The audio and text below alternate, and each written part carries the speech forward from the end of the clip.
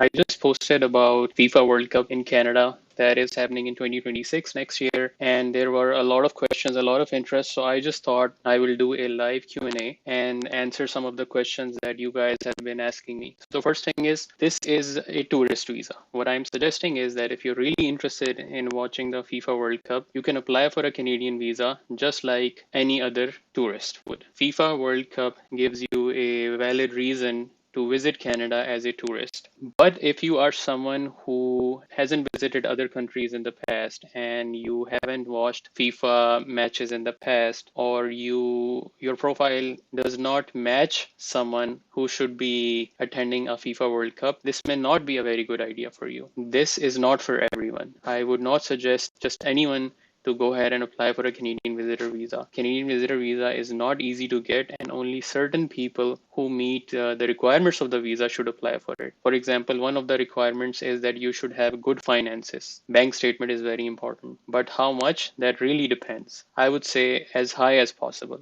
because you want to show the Canadian visa officers that this is not a burden for you. You can afford to travel to Canada and you can afford to watch the FIFA World Cup. You're not coming here to make a refugee claim, you're actually coming here to watch the game. So this is only for genuine visitors who really want to watch the game, right? So I'm not suggesting that those who have no interest in the game, they simply come here. So if you are someone who enjoys football, yeah, this is a great opportunity to come to Canada, watch the game, and then go back. How to come here? So the first thing you want to do is, if you're really interested in watching the games live, you can go to FIFA.com/tickets and buy the tickets for the World Cup. Currently, I'm seeing that the minimum price for a single match is 2,500 Canadian dollars per person. Once you have the tickets, you then want to apply for a Canadian visa. You have to make sure you prove to IRCC that you are a genuine tourist. So that would involve you buying return tickets. You want to show them clearly that you'll come here, you'll watch the match, and then you will go back. You should also have some sort of travel insurance. So if you have some health issues, you do not become a burden on the Canadian government. You can afford to pay for your own healthcare.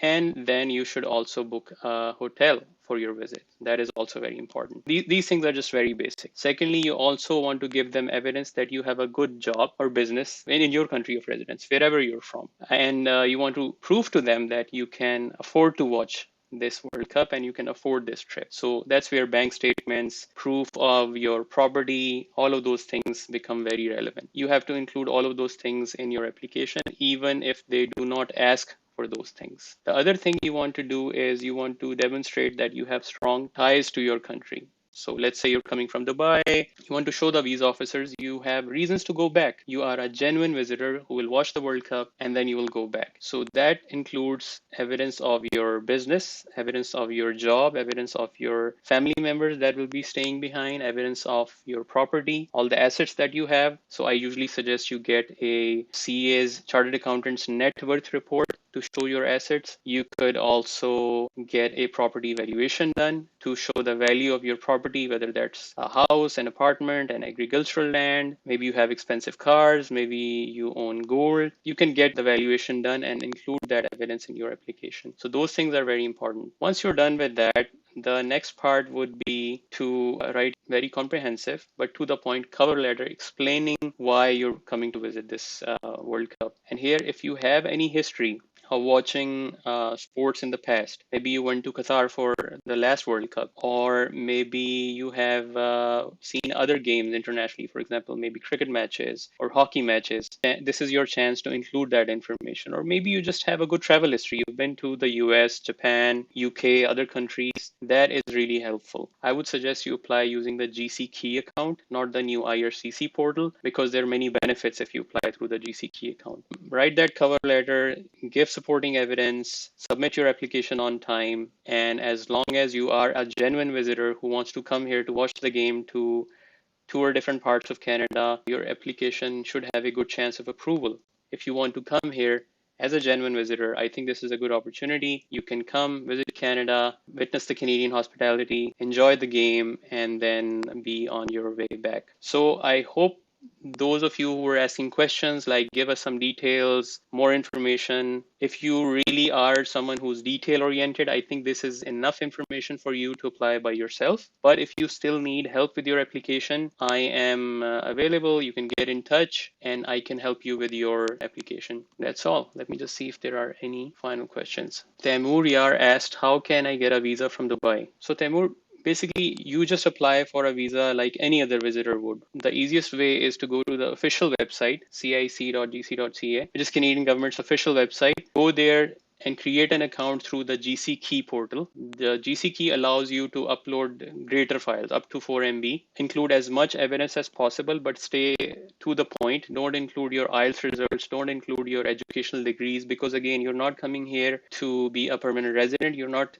immigrating to Canada, you're coming here as a visitor, right? So you only want to show evidence that demonstrates that you will be a genuine visitor. So all of those things we talked about, if you go online, you should be able to see the application guide as well. I feel what information they are sharing on their website isn't always as detailed. So you should provide more evidence, especially if you are from a country which has a relatively weaker passport. Question or comments? What day or date do you think is good to apply?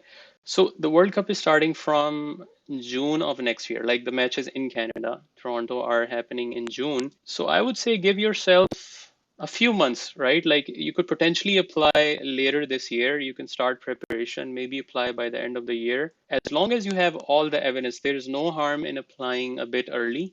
Mohammed Nasser, but okay, you don't even talk about booking, and I'm not sure what you mean by that, Nasser. One thing I should clarify, when it comes to booking and paying first and all of those things, there is a trend in some countries where people say you can get a done basis visa, right? Like what that means is that you pay, I guess, half of the visa fee, and if you get your visa, the agent asks you for the remaining fee, right? And if your visa is refused, they keep half of the fee or something like that. And I know this happens in a lot of countries. First of all, this is illegal as per the rules of regulatory bodies that regulate licensed immigration consultants and licensed lawyers in Canada. We cannot do that. We cannot say, hey, give us the fee if your visa is approved, because that means that we're implying that we can get your visa approved no matter what, right? Which is not the reality. We can only do our best. At the end of the day, if you are a genuine applicant, it's up to the visa officer to give you a visa, tourist visa, or deny it. It's completely up to them.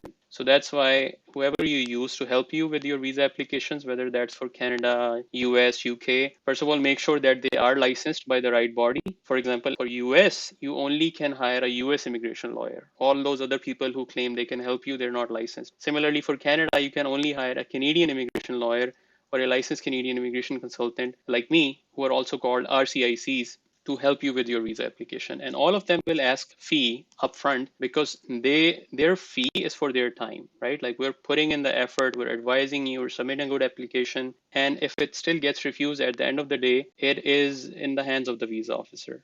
There's nothing else that can be done other than maybe challenging it through a judicial review or submitting a reconsideration request. Let's see if we have any other questions. I'm happy to answer those questions while we're here live.